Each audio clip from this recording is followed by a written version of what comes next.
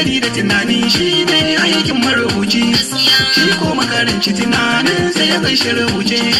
Masu sauraron mu tsakanin mu da kuri ba ce, daga min yau zance ku karɓa wannan nasara ce. Dan mun burge ku ku ba mu lambar yabo sa'a ce, nasara ga mawaki da ya zubo baiti jama'a ce. Nazari na kwakwalwa harshe ke furto zance, kamari na gidan biki ko suna guda ce. An kunna wuta da handari za ta cinye itace, duk wanda ya nuna yana san ka so shi ta kai ce.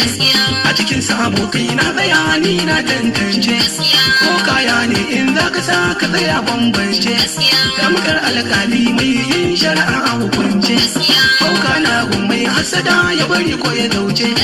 Kurwa ta da daci na fi karfin kama ya kauce, zakara ya yi cara lallai ta baza asiba ce.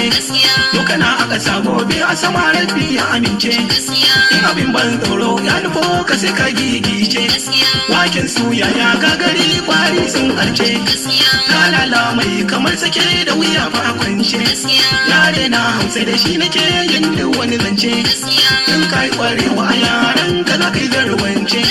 Gatun ku ga mafarauci wai waɗe arce, masara in ta ji wuta da kanta take yin zance. Barbe lala da farin waje a cikin tabaka ce, wai waye oga su da kwace kwaikwai.